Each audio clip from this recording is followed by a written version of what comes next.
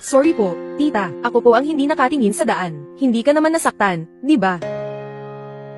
Tingnan mo yung pendant niya, parang mamahalin. Bakit parang katulad ng kay Junior nung bata pa siya? Parang pareho talaga.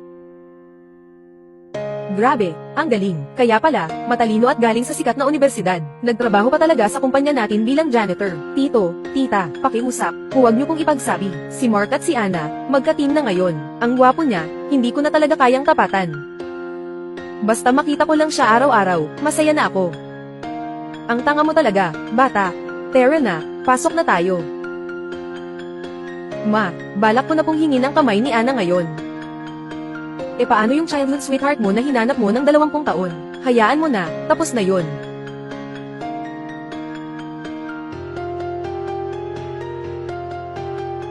Ang tagal mo nang hinahanap, wala namang balita, baka nga kasal na siya sa iba. Dapat talaga, move on na tayo. Si Ana, medyo maarte man, pero siya ang kasama ko ngayon. Anak, yung janitor sa kumpanya natin. Ma, saglit lang, may tawag ako. Mahal, may nakita akong magandang bahay sa tabi ng ilog. Sakto, pwede mo bang gamitin yung black card mo? Sige, gamitin mo na. Anak, sa loob ng ilang buwan, halos 2 milyon na ang nagastos niya. Hindi lahat ng babae, totoo ang intensyon. Baka pera lang ang habol nila. Pa, ano bang sinasabi mo? Magpapakasal na nga ako sa kanya. Kung ano ang akin, kanya na rin. Kung ayaw mo, subukan na lang natin. Kung pumasa siya sa pagsubok, ako at ang mama mo, hindi na makikialam. Sige, ikaw ang bahala. Pa, sigurado ka ba dito? Mark, anak. Ngayon, sundin muna natin ang papa mo. Sige na. Mark, narinig ko, nalugi raw ang kumpanya nyo. Bakit naka-wheelchair ka pa rin? Ana, may konting problema lang sa kumpanya namin. Na-heart attack ako at nahulog sa hagdan. Sabi ng doktor, aabutin pa ng milyon para gumaling. Eto muna, gamitin mo yung binigay ko dati. Pahiram muna ng card mo. Ang kapal ng mukha mong humingi pa ng gamit tapos gusto mo pang ibalik. Liam, tingnan mo nga ang itsura mo ngayon. Ako pa ang magbibigay sa'yo ng pera para magpagamot ka. Ang taas ng pangarap mo. Ana, seryoso akong gusto kita at gusto kitang pakasalan. Pwede ba kitang maging asawa? Hindi naman yata pwedeng puro gusto lang. Nakakain ba yun? Sa itsura mong yan, gusto mo pa akong pakasalan. Wala kang pera, wala kang kwenta. Kuya Manny, anong nangyari sa'yo? Bakit ganyan ang paa mo? Parang napaso. Grabe, ang baho mo. Buti ka pa, dumating ka. Sinasabi ko sa'yo, Liam, ang baho talaga ng taong yan. Gusto ka niya, alam mo ba? Kuya Liam, may pi 80,000 sa card na to. May halos pi 10,000 pa na cash. Yan na lahat ng naipon ko, pati mga gamit sa bahay. Gamitin mo muna para pambayad sa emergency. Walang magiging problema sa kumpanya. Pi 10,000 nga, hindi pa kasya pambili ng bag ko. Nakakatawa ka pa, iniisip mo pa yung dati mong kumpanya. Totoo, pi 10,000 hindi talaga sapat pambili ng bag, pero kaya niyang bilhin ang pinakawalang halagang pagmamahal. Ana, kung ganyan ka, puro pera lang habol mo. Hindi ka bagay sa anak ko. Ana, hindi ko akalaing ganyan ka pala. Handa na sana ang singsing para sa proposal. Pero ngayon, parang wala nang dahilan. Akala ko kailangan mo ng tulong. Pero ayos lang, walang problema. Yung kumpanya mo, malapit nang magsara. Hindi na ako makikipaglaro sa'yo. Sino nagsabing bagsak na kumpanya ko? Makinig ka. Ginawa ko lahat ng to para malaman kung ano ka talaga. Boss, nahanap ka na rin namin. May 2 magandang balita para sa'yo.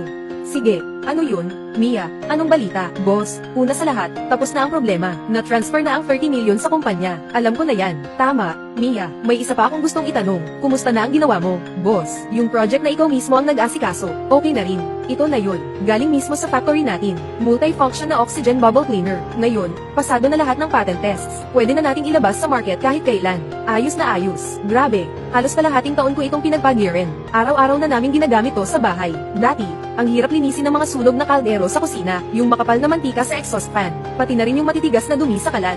Kahit steel wool, hindi matanggal. Nakakainis talaga. Pero ngayon, meron na tayong bagong oxygen bubble cleaner. Sobrang effective nito. Puno ito ng natural na plant-based cleaning agents. Tingnan mo, hindi mo na kailangan ng mainit o malamig na tubig, basta ibabad mo lang. Sa loob ng 1 segundo, bumubula agad. Kahit gaano pa kadumi ang kaldero o furnace, pati basahan na puro mantika, ibabad mo lang. Hindi mo na kailangan magkusot o magsipilyo. Yung oxygen formula niya, tumatagos hanggang sa pinakamatigas na dumi. Ibabad mo lang ng ilang minuto, banlawan ng tubig. Kumikinang na parang bago. Sigurado akong effective to. Dati, kahit anong laba ko ng bedsheet at kumot, parang hindi malinis. Ngayon, nilalagay ko na rin ito sa washing machine. Lalabas ang damit na malambot at sobrang puti. Kampante akong isuot kahit saan.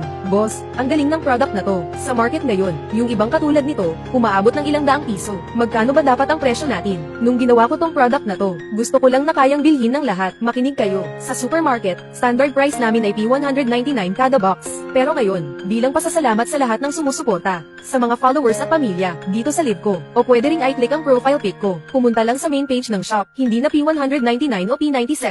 Diretso ko nang ibibigay sa inyo ang isang malaking box. Isang box, may 10 malalaking piraso na agad. Kung tutuusin, bawat gamit, ilang piso lang. Araw-araw mo paggamitin, hindi ka manghihinayang. Boss, P79 lang, free shipping pa, isang box na agad. Hindi na nga kasya sa packaging at delivery fee. Lugi na talaga kami dito. Okay lang, lugi na, basta maging kaibigan ko kayo. Ako si Mark. Sa negosyo, ang mahalaga talaga ay may malasakit ka. Pero, para klaro lang ha, konti lang talaga ang stock ng unang batch natin. Pagkatapos ng promo na to, babalik na agad sa regular price. Kung kailangan nyo ng solusyon sa mantika at dumi sa bahay. Para sa mga tito, tita, kuya, ate na may problema sa dumi. I-click nyo lang ang profile picture ko para pumunta sa main page. Bilisan nyo, baka maubusan kayo. Mark, kunin mo na agad ang link ngayon. Ilagay mo na sa main page at sa livestream natin. Para siguradong makuha nyo sa promo price. Sige, boss. Aayusin ko na agad at ipapaalam ko sa operations. Akala ko talaga, Mark, nalugi ka na. Grabe, muntik na akong atakihin sa kaba kanina. Ang lakas ng trip mo. Sobra ka magpatawa. Nakakainis ka minsan. Hindi pa nga siya nakakapasok. Gusto na niyang kunin ang bahay. Ngayon na okay na ako, bigla kang lumalapit.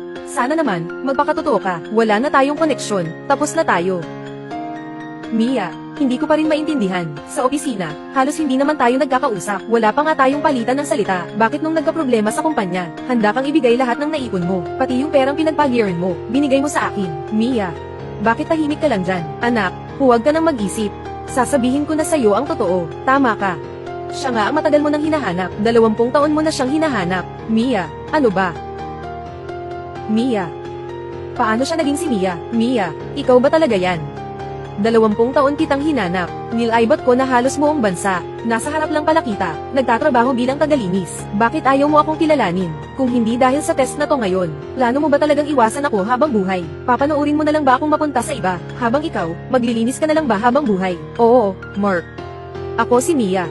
Pero ngayon, ikaw na ang boss na mataas ang posisyon. Ako, simpleng tagalinis lang. Matagal na tayong magkaibang mundo. Sa itsura ko, parang hindi ako bagay sa'yo. Sino bang nagsabi na hindi ka bagay? 20 taon na. Sa puso ko, may isang espesyal na lugar lang. Para lang yun sa'yo. Hindi ko inakala, nandito ka lang pala sa tabi ko. Grabe, hindi mo pa rin ako nakilala. Mia, buong buhay ko, ikaw ang gusto kong protektahan. Handa ka bang magpakasal sa'kin? Pero ang layo ng agwat natin. Paano kaya tayo titingnan ng ibang tao? Walang magbe-bless sa atin.